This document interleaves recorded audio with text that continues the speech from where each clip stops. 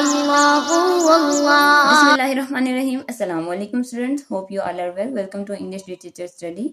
आज हम लेकर आए हैं बीए पार्ट 2 के स्टूडेंट्स के लिए इंग्लिश के जो उनके मॉडर्न एसेज हैं उसके गैस पेपर्स। पेपर में आपका मॉडर्न एसेज 20 मार्क्स का आता है। इसमें आपके पास टोटल 20 एसेज हैं।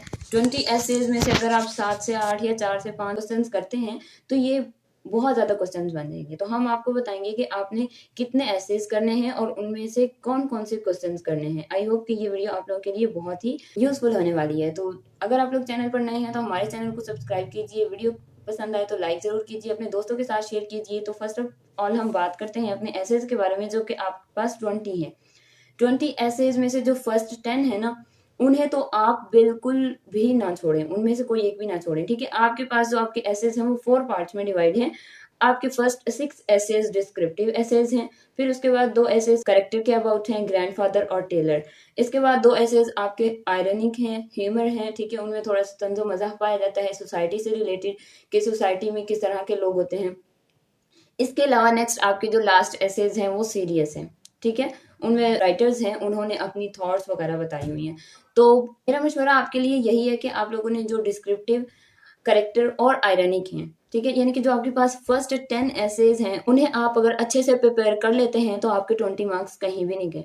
ठीक है, इसके अलावा स्टूडेंट्स को ये परेशानी होती है कि अब एक क्वेश्चन है, एक ऐसे है, उसमें से ढेरों क्वेश्चंस बन रहे होते हैं। ऑब्वियसली अब एक जो डिस्क्रिप्टिव ऐसे हैं आपके जो फर्स्ट 6 हैं उनमें से 5 से 6 सवाल इजीली बन जाते हैं। ठीक है, लेकिन मैं आपको बताऊंगी जस्ट इंपॉर्टेंट 2 क्वेश्चंस। ठीक है, कि जो आपके डिस्क्रिप्टिव एसेज हैं उनमें से आपने सिर्फ 2 क्वेश्चंस करने हैं, बाकी जो आपके हैं एसेज उनमें से आपने सिर्फ एक क्वेश्चन करना है। और कुछ एसेज ऐसे भी हैं जो आपने स्किप करने हैं, क्योंकि अगर आप लोग पूरा साल पढ़ते हैं तो फिर भी आप पूरे जो 20 एसेज हैं उन्हें प्रिपेयर नहीं कर पाते। तो अभी तो स्टूडेंट्स की कम पार्ट आई है और उन्हें चाहिए एक शॉर्टकट वे। तो उनके लिए मैं यही सजेस्ट करूंगी कि आप फर्स्ट 10 एसेज लाजमी करें। ठीक है, लेकिन उसके अलावा भी 1-2 एसेज और हैं जो कि इंपॉर्टेंट हैं, वो मैं आपको बताती हूँ।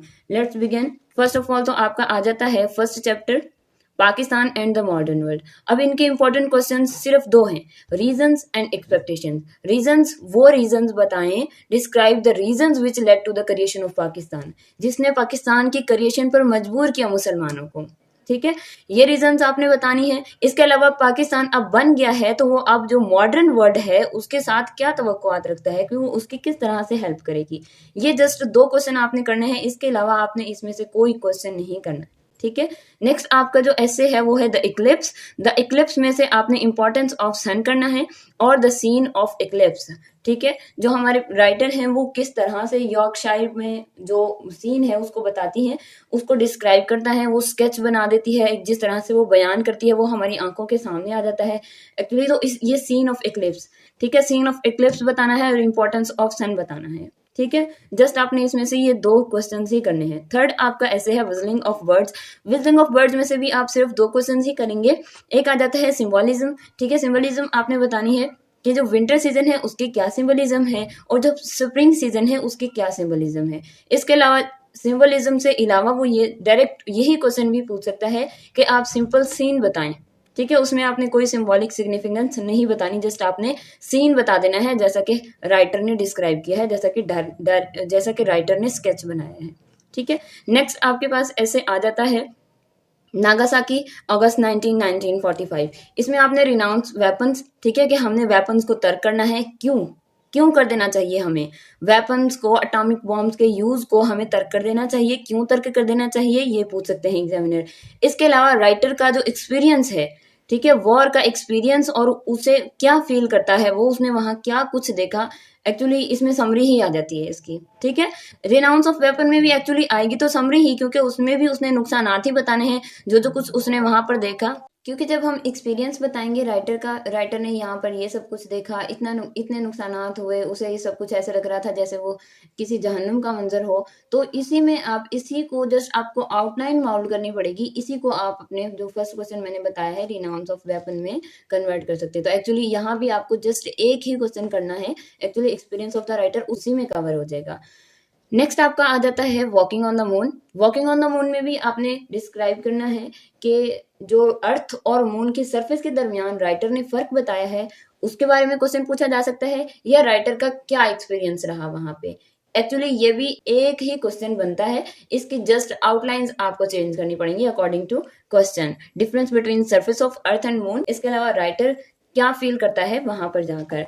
नेक्स्ट आपका आ जाते हैं माई grandfather. Actually it's a character ऐसे, करेक्टर ऐसे है तो इसमें जस्ट आप लोग करेक्टर ऑफ ग्रैंडफादर ही करेंगे। वो करेक्टर ऑफ ग्रैंडफादर जिस भी तरह के हैं, वो शक्की मिजाज हैं, वो सख्त हैं, सब कुछ इसमें आ जाएगा। इसके अलावा एक क्वेश्चन और है, वो इसमें कभी कभार बाय चांस पूछ लेते हैं, ठीक है। वो पूछते हैं कि डिस्पर्स्ड मेमोरीज, ठीक है, कि राइटर अपनी मेमोरीज को याद करता है, वो बिखरी हुई यादें हैं। लेकिन ये वाला क्वेश्चन बहुत कम चांस है कि ये है, क्योंकि ये ऐसे इंक्लूड ही करेक्टर ऐसे में होता है, तो इसमें ज्यादा चांसेस करेक्टर के होते हैं। इसी तरह से आपका नेक्स्ट माई टेलर है। माई टेलर में भी ये करेक्टर पूछ सकता है, टेलर का करेक्टर पूछ सकता है, लेकिन इसमें एक और क्वेश्चन के आने के चांसेस होते हैं, और वो है कि सोसाइटी पर यहाँ पर क्रिटिसाइज किया है राइटर ने एक्चुअली, कि सोसाइटी अपने दरमियान रहने वाले लोगों के बारे में बेखबर होती है, ठीक है। क्यों? क्योंकि हम लोग सेल्फलेस हो जाते हैं, ठीक है, हमारे अंदर बेहिसी हो जाती है।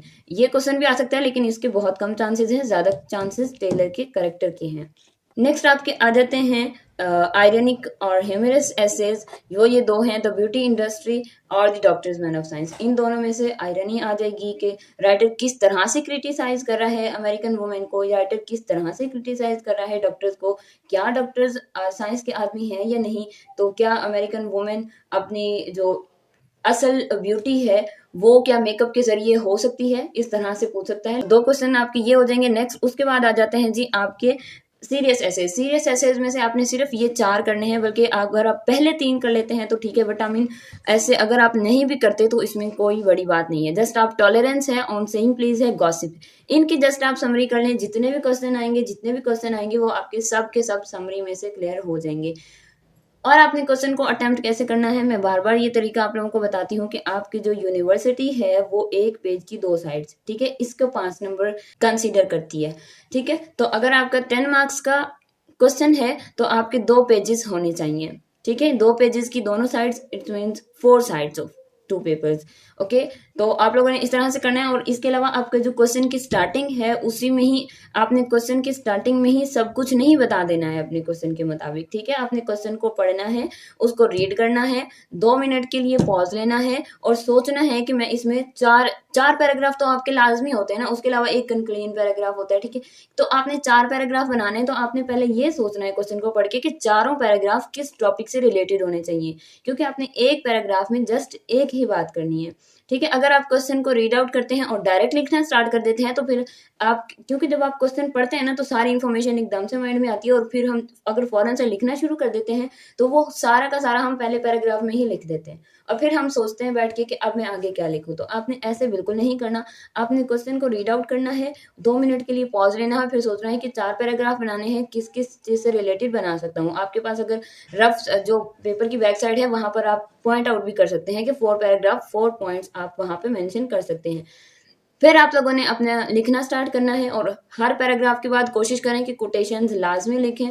कोटेशंस आपकी जो क्वेश्चन होता है, एक तो उसकी लेंथ को बढ़ाने में आपकी मदद करती है, और उसके अलावा आपको क्वेश्चन लिखा हुआ भी अच्छा लगता है। और क्वेश्चन में जिस चीज के बारे में क्वेश्चन पूछा गया ना, उसके आंसर से रिलेटेड जितने भी अल्फाज होंगे ना, वो आपने मार्कर से हाईलाइट करने हैं। लेकिन अगर आपको लगता है कि आप अगर आपकी राइटिंग स्पीड इतनी ज्यादा नहीं है, आप बार बार मार्कर को खोलेंगे बंद करेंगे तो आपको टाइम लगेगा, तो आप एक बार कंप्लीट क्वेश्चन को लिख लें, और जो फिर आपको लगे कि ये वर्ड इसमें इंपॉर्टेंट है, हाईलाइट होना चाहिए, उसको मार्कर से अंडरलाइन कर दें। I hope you all understand. Video अच्छे लगे तो लाइक कीजिए, अपने दोस्तों के साथ शेयर कीजिए, चैनल को सब्सक्राइब कीजिए। मिलते हैं अपने नेक्स्ट वीडियो में, दुआ में याद रखें। तब तक के लिए अल्लाह हाफिज। ये फूलों की